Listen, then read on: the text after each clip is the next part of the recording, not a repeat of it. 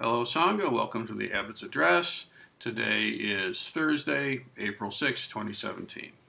So, talking about the five hindrances, okay? We began our conversation with the wonders of desire, right? And clinging and obsession and how that compulsion and desire can turn into a negative thing in our practice. And just to say it clearly, the Buddha did not teach that all desire is always wrong. I mean, that's not the case. That would be a misunderstanding. In fact, we're encouraged to desire awakening, to desire the completion of the Eightfold Path, and the desire alleviating suffering for all beings, and this kind of stuff. So desire by itself is not really an issue. It's when it's unhealthy, when we're obsessing, when we're craving and clinging to something that ultimately cannot provide us any kind of lasting joy. Okay, this is the issue. So we worked ourselves through desire and greed, fine, and then we come smashing right into the opposite of that, which is aversion. Okay, and then that's the experience when you're sitting, and rather than being drawn into compulsive other stuff, you're actually feeling repulsed and angry and hateful and this kind of stuff. See, aversion. We talked about that. Now, the next one, we survive the issues of attraction and repulsion, and then we come careening right into sloth. Okay, stupor. A smoldering apathy, right, where you just kind of sink into this ooze of kind of fading out, really. This can show up as like an inability to focus. The mind gets fuzzy. It can show up as a physical kind of collapsing, feeling really tired, this kind of stuff. And if you track it, what we're talking about here are the three poisons, really, right? Greed, anger, and ignorance, right? Obsession, hatred, and delusion. See. Now, that greed and hatred show up as attraction and aversion is not that complicated, but the root one is ignorance, and that one shows up as this sort of, stupor kind of thing. Now, this is a big deal, see, and it's a real enemy to your practice. And if you spend your time in Zazen and you sort of drift into the fog of like copping out without noticing it, this is a big problem, see.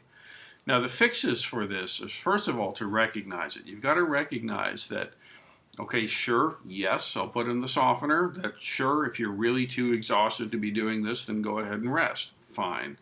But let's be clear about it. A lot of times, you're doing fine. You're moving around, you're doing stuff, you feel fine, time to sit down, the bell rings, and then suddenly, oh, I'm exhausted. I can't go on. It's too much, right? And it's like a thing that happens when you're sitting, and it's actually a defense mechanism. It can very well be that it's a defense mechanism against, for your delusion. Your delusion is saying, no, we're too tired to do this, right? We'll just kind of fade off.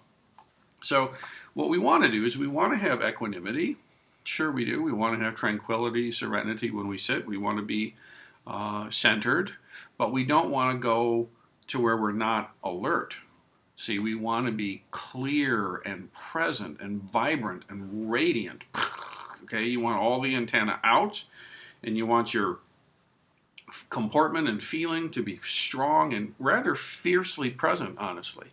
When I sit in Zazen, I'm not, I'm not just kind of like sitting there hanging out, mostly, right? It's boom, there's a force and a power to it. And this is what we need to find. Now, if it's all force, then that's no good. I mean, and I don't mean force in an aggressive way. It's just it's like a clear presence. See, that's what it is. Now, what do? Well, the first thing is to be able to recognize, okay, that the sensation of sleepiness or the fog of drift is upon you. See it, acknowledge it, and guess what? You can actually let that go too and come back to the moment and be present. See. Now, a lot of times, the solve for this is very physical, okay? Sit straight, really pay attention to your body and to your posture.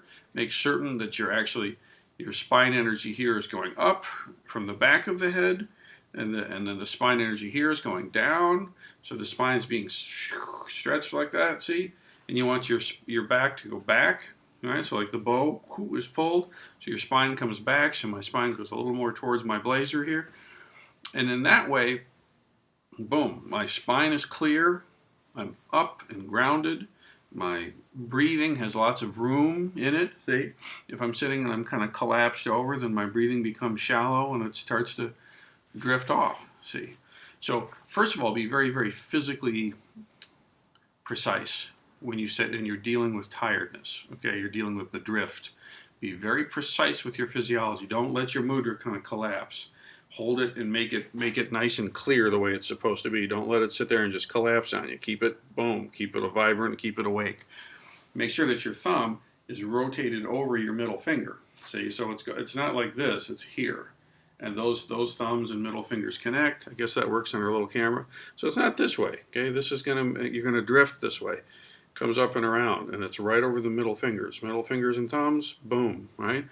And keep that nice and awake. And then I also recommend, if you're really having to deal with this,